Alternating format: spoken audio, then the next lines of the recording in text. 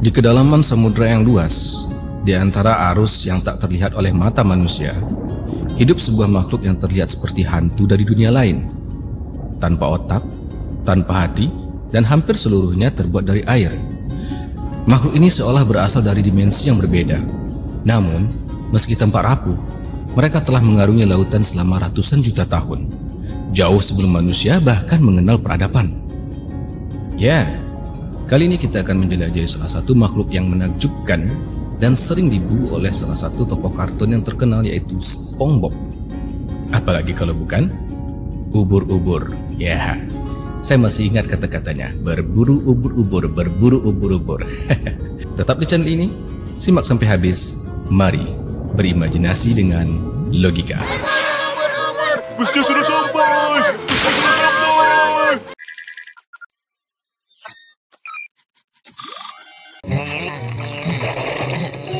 Aha, akhirnya aku dapat.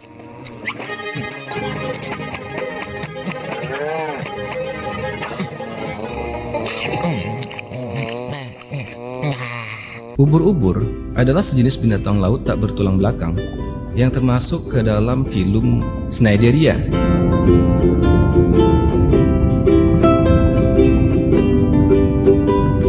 Sejak era Kambrium, ubur-ubur telah menyaksikan perubahan besar di bumi. Dari kehancuran massal yang memusnahkan sebagian besar kehidupan, hingga lahirnya dinosaurus dan kemudian mamalia, ubur-ubur tetap ada. Ini adalah bukti adaptasi mereka yang luar biasa dan kemampuan mereka untuk bertahan di hampir setiap kondisi lautan di bumi. Makhluk ini bukan hanya salah satu yang tertua di lautan kita, tetapi juga salah satu yang paling adaptif. Meski tampak sederhana, cara mereka bertahan hidup dan berkembang biak begitu efisien, membuat mereka tidak mudah dihancurkan oleh perubahan alam.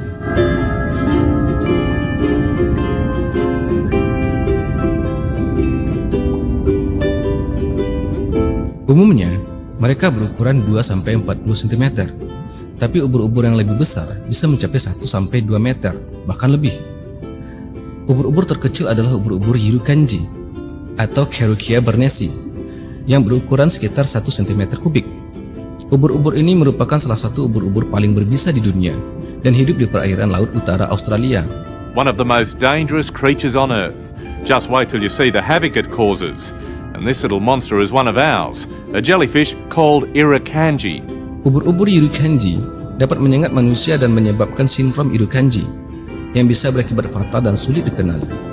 Gejala sindrom Irukhanji pertama kali didokumentasikan pada tahun 1952 oleh Hugo Flecker.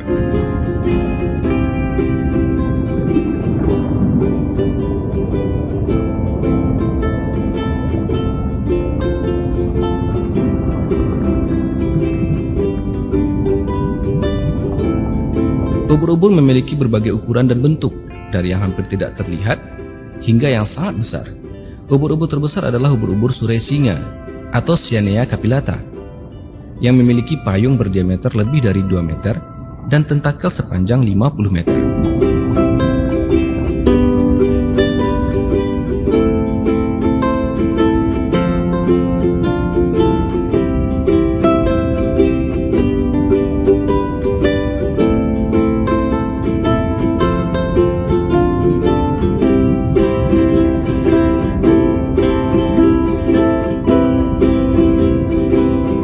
Ubur-ubur mungkin tampak sangat sederhana, tapi keindahan tubuh mereka menyimpan rahasia mekanisme kehidupan yang kompleks. Tubuh ubur-ubur terdiri dari sekitar 95% air.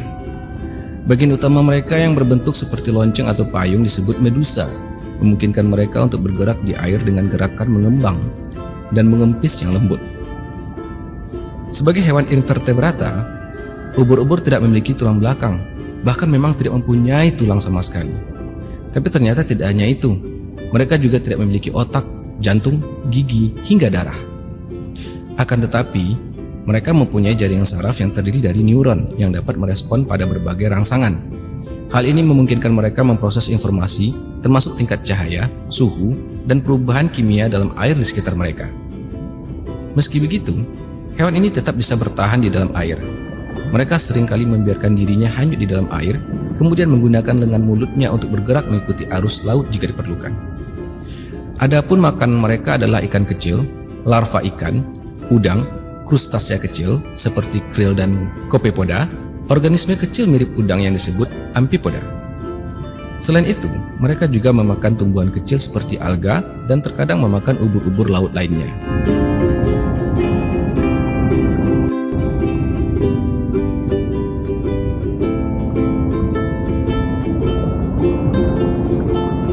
Namun yang paling menarik adalah tentakel mereka.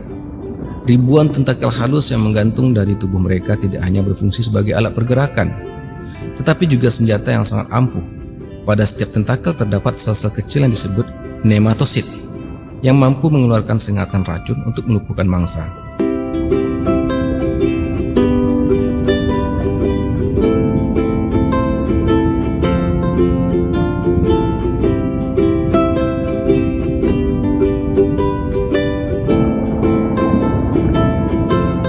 Begitu mangsa disentuh, nematosit segera melepaskan racunnya dengan kecepatan luar biasa, mengirimkan kejutan listrik yang cukup kuat untuk melumpuhkan mangsa yang lebih kecil. Ini adalah salah satu adaptasi mereka yang paling penting untuk bertahan hidup di lautan.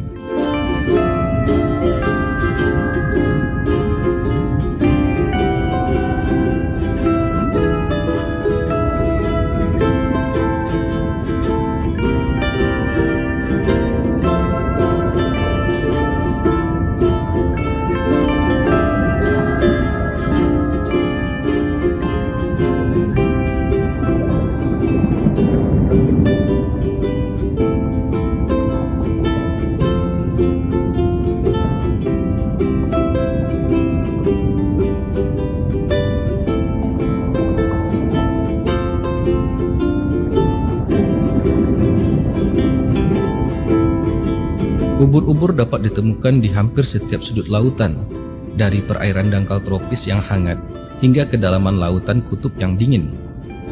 Mereka bahkan bisa hidup di danau air tawar. Setiap spesies ubur-ubur memiliki karakteristik yang unik, mulai dari ukuran, bentuk, hingga racun mereka.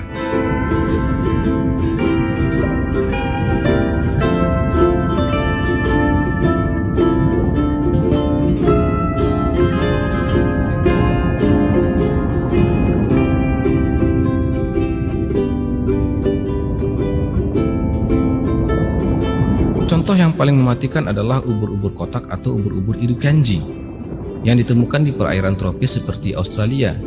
Racunnya dikenal sebagai salah satu racun paling mematikan di dunia, yang bisa menyebabkan kelumpuhan dan bahkan kematian dalam hitungan menit.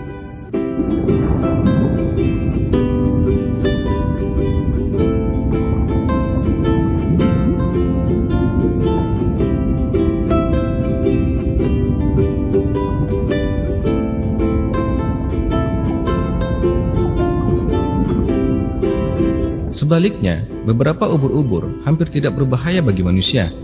Ubur-ubur bulan contohnya, dengan bentuk bulat dan warna-warna lembut sering terlihat di sepanjang pantai, menyuguhkan pemandangan yang damai. Dan di ujung lainnya, ada ubur-ubur nomura yang dapat tumbuh hingga lebih dari 2 meter, yang mana hampir menyamai besarnya ubur-ubur suresinga dan beratnya mencapai ratusan kilogram.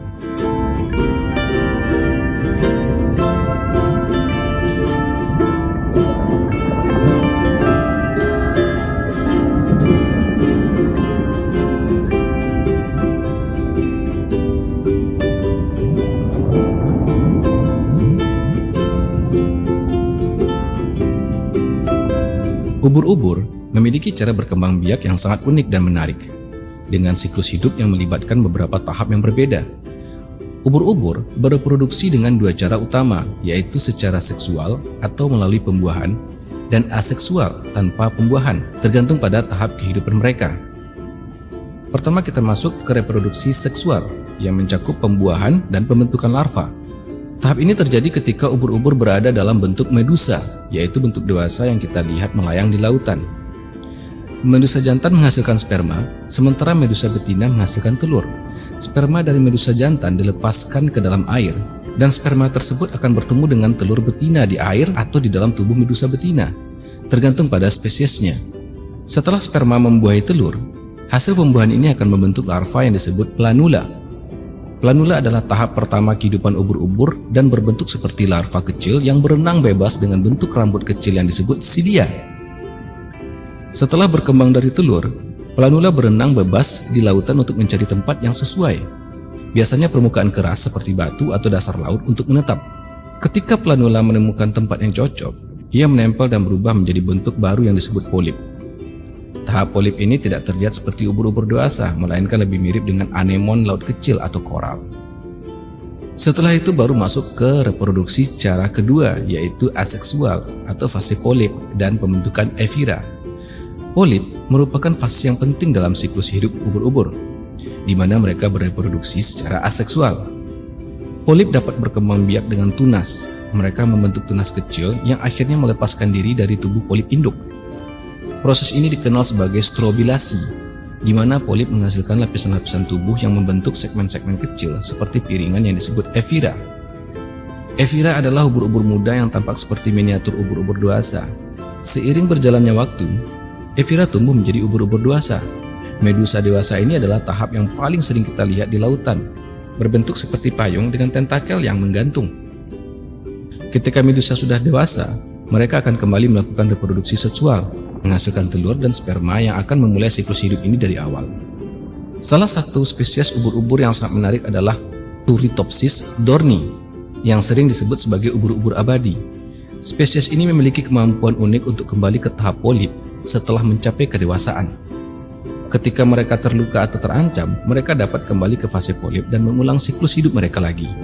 Ini memungkinkan mereka untuk menghindari kematian alami, membuat mereka secara teoritis bisa hidup tanpa batas waktu. Ubur-ubur memiliki salah satu siklus hidup yang paling menarik di dunia hewan. Dengan siklus yang melibatkan reproduksi seksual dan aseksual, mereka menunjukkan kemampuan luar biasa untuk bertahan dan beradaptasi di lingkungan laut yang berubah-ubah.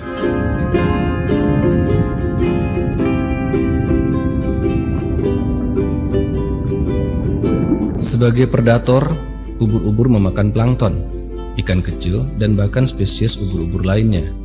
Mereka memainkan peran penting dalam rantai makanan laut, menjaga keseimbangan ekosistem dengan mengendalikan populasi plankton yang dapat meledak tanpa kendali.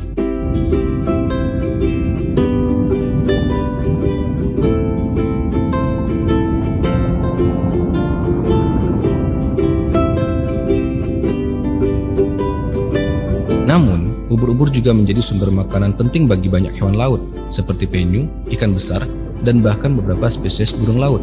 Tanpa ubur-ubur, rantai makanan di lautan akan kehilangan salah satu komponennya yang sangat penting.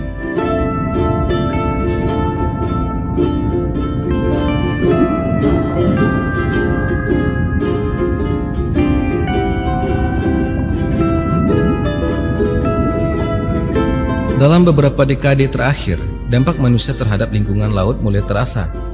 Perubahan iklim, pemanasan laut, dan penangkapan ikan yang berlebihan telah menyebabkan ledakan populasi ubur-ubur di beberapa wilayah. Ketika predator alami ubur-ubur berkurang dan suhu air meningkat, ubur-ubur dapat berkembang biak dengan lebih cepat, menyebabkan ketidakseimbangan di ekosistem.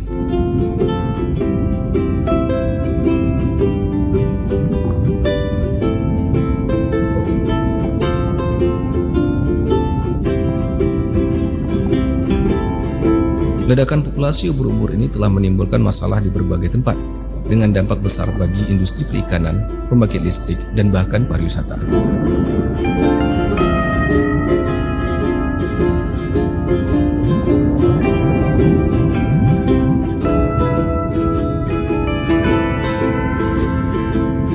Ubur-ubur adalah makhluk yang luar biasa, simbol dari keindahan laut yang rapuh, namun juga kekuatan adaptasi yang mengesankan. Mereka mengingatkan kita bahwa lautan, meskipun tampak begitu luas dan tak tersentuh, sangat rentan terhadap perubahan yang kita buat. Sebagai manusia, kita memiliki tanggung jawab untuk menjaga keseimbangan ekosistem ini. Setiap tindakan kecil yang kita ambil untuk melindungi lautan dapat membantu memastikan bahwa ubur-ubur dan makhluk-makhluk lain yang mendiami samudra ini tetap menjadi bagian dari planet kita selama jutaan tahun lagi.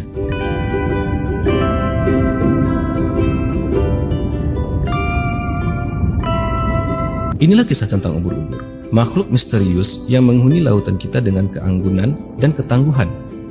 Terima kasih telah bergabung dalam eksplorasi ini. Dan jangan lupa untuk menjaga laut kita, rumah bagi begitu banyak kehidupan. Jika teman-teman menyukai pembahasan ini, jangan lupa untuk berlangganan atau subscribe, dan menekan tombol suka atau like. Dan terima kasih untuk teman-teman yang masih mendukung channel ini sampai sekarang. Mudah-mudahan mendapat rezeki yang banyak dan masuk surga. Amin. Kritik dan saran kami tunggu di kolom komentar. Sampai jumpa di petualangan berikutnya. Akhir kata dari kami, wassalam, bye-bye.